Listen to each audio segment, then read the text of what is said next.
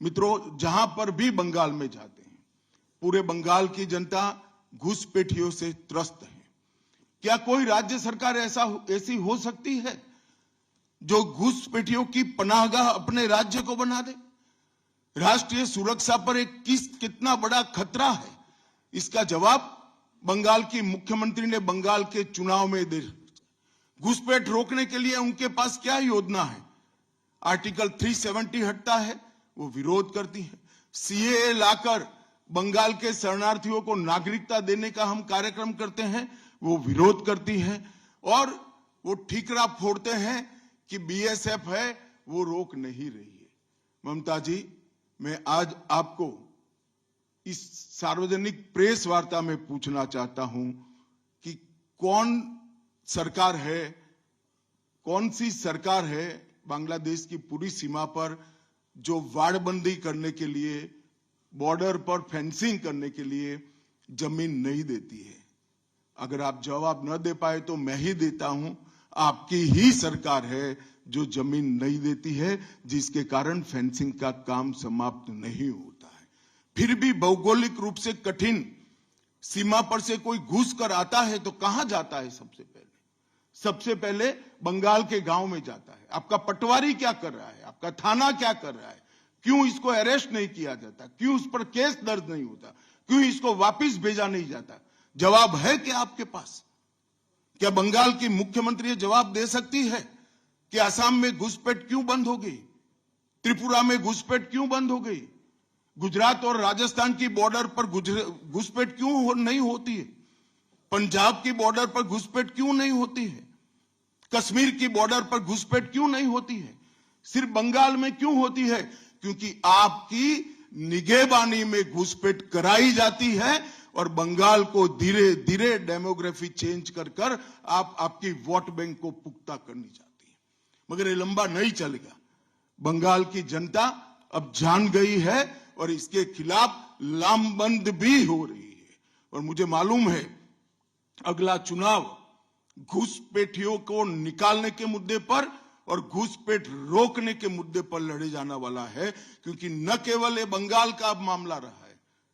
मैं आज बंगाल की जनता को इस प्रेस वार्ता के माध्यम से बताने आया हूं कि बंगाल की बॉर्डर से हो रही घुसपैठ सिर्फ बंगाल का मामला नहीं रहा है, अब ये राष्ट्रीय सुरक्षा का मामला है। देश की संस्कृति को बचाना है, देश की सुरक्षा को सुनिश्चित करना है, तो बंगाल की बॉर्डर सील कर दे, ऐसी देशभक्त सरकार यहां लानी पड़ेगी जो ममता बनर्जी नहीं कर सकती, केवल और केवल भारतीय जनता पार्टी कर सकती है। घुसपैठ के अलावे भ्रष्टाचार से पूरी बंगाल की जनता त्रस्त है। रोजवेली चिटफंड घोटाला, कैश फॉर क्वेरी घोटाला, एसएससी घोटाला, नगर पालिका नगर नियम का भर्ती का घोटाला, गाय तस्करी का घोटाला, राशन पीडीएस का घोटाला, मनरेगा का घोटाला, पीएम आवास का घोटाला, इतने सारे घोटाले हैं कि मैं पूरा लिस्ट पढ़ूंगा तो मेरी प्रेस कॉन्फ्रेंस का पूरा हिस्सा ही उसमें चला जाएगा।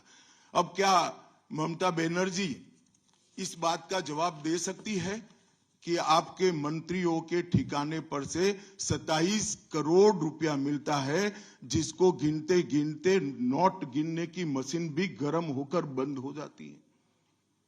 बंगाल जैसे गरीब राज्य के अंदर 27 करोड़, 20 करोड़, 15 करोड़ ये राशि मिल रही है, आपकी कोई अकाउंटेबिलिटी नहीं है।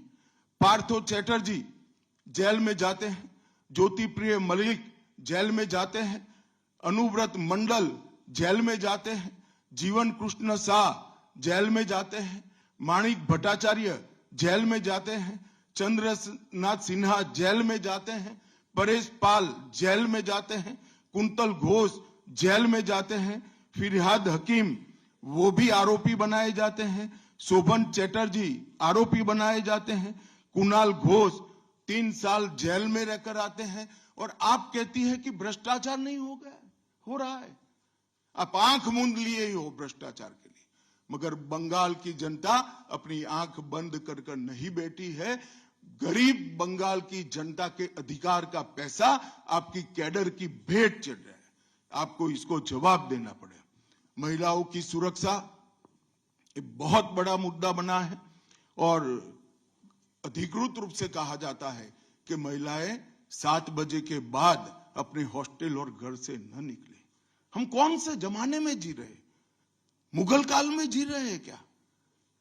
ममता जी, ये आजाद भारत, यहां माताओं बहनों को पूरा दिन जब इनकी मर्जी हो, जब इनको काम हो, घर के बाहर निकलने की सुरक्षा प्रदान करना ये हमारा संवैधानिक दायित्व है, जो देने में आपकी सरकार विफल गई है।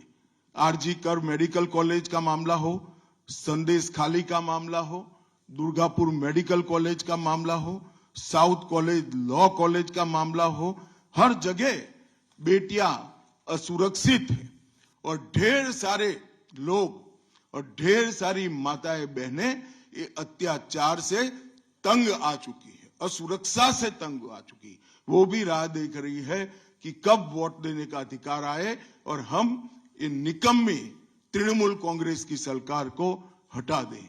सांप्रदायिक तुष्टीकरण को इस राज्य सरकार ने अपनी नीति के रूप में स्वीकार कर लिया है। अब मरहम लगाने का प्रयास हो रहा है, मैं सुबह से देख रहा हूं, मगर अब मरहम लगाने से कुछ नहीं होता है।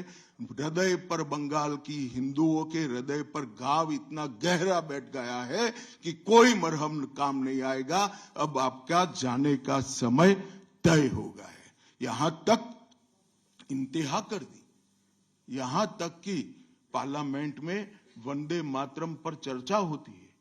बंकिम बाबू ने रचे हुए वंदे मातरम पर चर्चा हुई, जो गीत पूरे हमारे आजादी के आंदोलन का प्रेरणा गीत बना, वो वंदे मातरम की चर्चा का तृणमूल कांग्रेस विरोध कर रही है, क्योंकि उनकी वोट बैंक इससे नाराज हो रही है। ये बंगाल की जनता कभी सहन नहीं करेगी। एक जमाना था मित्रों कि भारत के जीडीपी में बंगाल का योगदान 10.5% था और तीसरे नंबर पर था।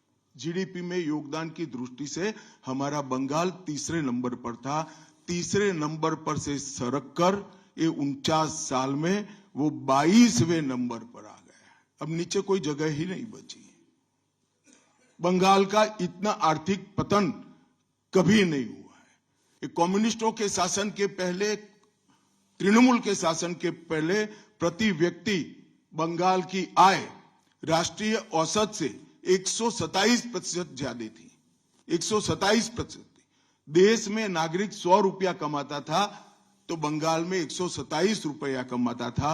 आज देश का नागरिक 100 रुपया कमाता है तो बंगाल का नागरिक 73 रुपया कमाता है।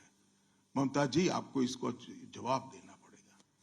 हर प्रकार के उद्योग की शुरुआत एक जमाने में इस सुजलाम सुफलाम भूमि से हुआ था और इसी के आधार पर सोनार बांग्ला की परिकल्पना की जाती थी। वो बंगाल में आज भ्रष्टाचार, घुसपैठ और टोलबाजी के कारण सारी इंडस्ट्री वापिस जा रही है।